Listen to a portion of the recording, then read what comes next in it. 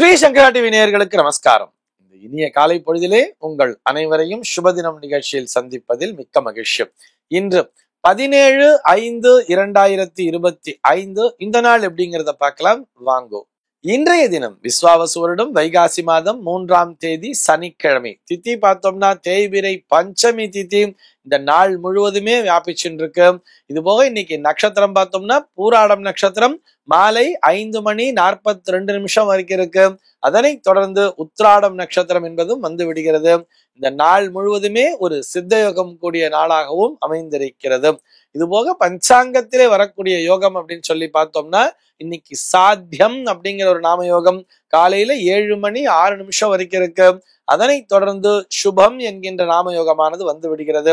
கரணம் பார்த்தோம்னா இன்னைக்கு கௌளவம் அப்படிங்கிற ஒரு கரணத்தை கொடுத்திருக்கா.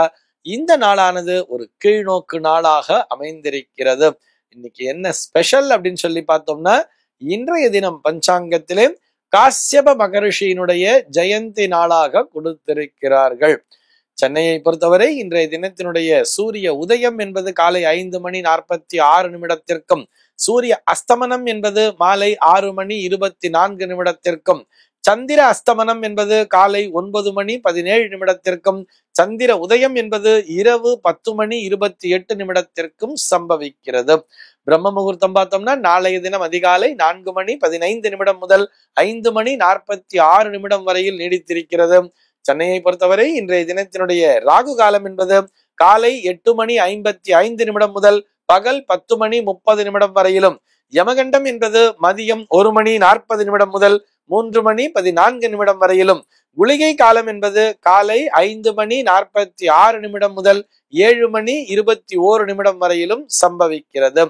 தினாந்தம் பார்த்தோம்னா இன்றைய தினம் இரவு 1:30 கொடுத்திருக்கா.